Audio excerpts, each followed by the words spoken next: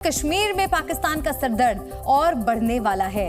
असल में बच्चों की सुरक्षा पर सवाल उठाने वाली यूएन की एक रिपोर्ट से भारत का नाम हट गया है। इसका मतलब है कि घाटी में बच्चे पहले की तुलना में सुरक्षित हैं, लेकिन पाकिस्तान का नाम अब भी इस लिस्ट में शामिल है।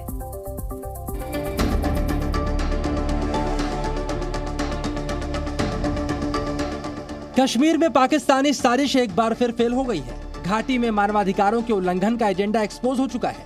संयुक्त राष्ट्र ने बच्चों पर सशस्त्र संघर्ष के प्रभाव को लेकर एक सालाना रिपोर्ट जारी की है और करीब 12 साल बाद यूएन की इस बदनाम लिस्ट में भारत का नाम नहीं है। संयुक्त राष्ट्र की लिस्ट से भारत का नाम हटने की वजह है बच्चों की बेहतर सुरक्षा के लिए भारत सरकार द्वारा उठाए गए कदम, जिसकी तारीफ खुद यूएन ने की है। सबसे पहले ये समझिए कि बच्चों पर इस रिपोर्ट का मतलब क्या है और इससे जम्मू कश्मीर समेत पूरे देश में बच्चों की सुरक्षा में क्या बदलाव आया है। चिल्ड्रेन एंड आर्म्ड कॉन्फ्लिक्ट की लिस्ट से भारत का नाम हटाया गया है। इसकी वजह है भारत में यूएन के सुझावों को लागू किया जाना। देश में बच्चों के सिक्योरिटी के लिए सुरक्षा बलों को ट्रेनिंग दी गई। सुरक्षा बलों ने बच्चों पर बल प्रयोग नहीं किया। पैलेट गन के इस्तेमाल पर रोक लगी। बच्चों को हिरासत में नहीं लिया गया और उनके साथ दुर्व्यवहार रोकने के लिए भी कदम उठाए गए। कहा जा रहा है अनुच्छेद 370 हटाए जाने के बाद बच्चों की सुरक्षा से जुड़े कई कानून जम्मू कश्मीर में भी अमल में आने लगे, जिसका फायदा हुआ।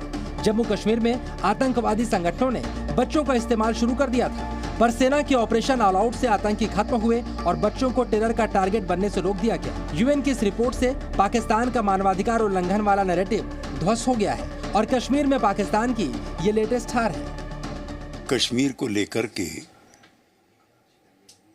कबायली हमले की शुरुआत 1947 में होती है और अब तक उसको विवादित क्षेत्र, ह्यूमन राइट्स के वायलेशन का क्षेत्र करके पाकिस्तान लगातार विरोध करता रहा है, अफवाहें फैलाता रहा है। यूएन में कई बार पराजित हुआ है, ह्यूमन राइट कमीशन में पराजित हुआ है और अब ये इस हमारी सफलता को भी पाकिस्तान ठीक से पचा नहीं पा रहा है। यूएन की रिपोर्ट से उन लोगों को भी जवाब मिला है जो कश्मीर में दोबारा 370 लागू करने की वकालत करते हैं, क्योंकि घाटी में यह बदलाव आर्टिकल 370 हटने के बाद आए हैं। महिला एवं बाल विकास मंत्रालय के मुताबिक पहले जम्मू कश्मीर में बाल सुधार गृह ठीक से काम नहीं करते थे। बच्चों के लिए वेलफेयर कमेटी और इंफ्रास्ट्रक्चर की भी कमी थी।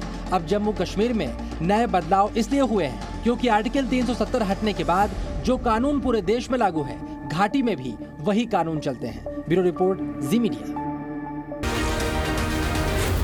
Zee News.